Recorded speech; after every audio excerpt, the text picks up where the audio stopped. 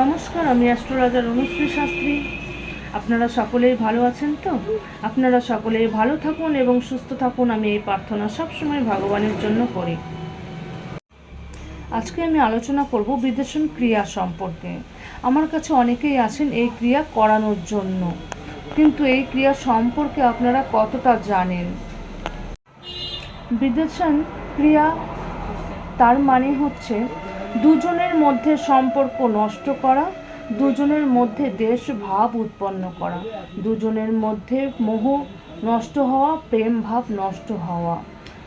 এই ক্রিয়া করা প্রচুর পাপ, এই ক্রিয়া প্রচণ্ড পাপ ক্রিয়া, এটি অবিচার ক্রিয়া। এই ক্রিয়া করা উচিত না। এই ক্রিয়া দুজনের মধ্যে শত্রুতা ও বিরোধের সৃষ্টি হওয়া। তাই দেশবশত বা রাগবশত এই ক্রিয়া করার সিদ্ধান্ত আপনারা নেবেন না, কেননা এই ক্রিয়া চরম পাপ ক্রিয়া। যখন নিজের ঘর, পরিবার, প্রতিষ্ঠা, মান সম্মান, সম্পত্তির হানি ঘটে, যখন উপায় থাকে না বাঁচার মতো, তখন শেষ উপায় হিসেবে এই ক্রিয়া করা হয়।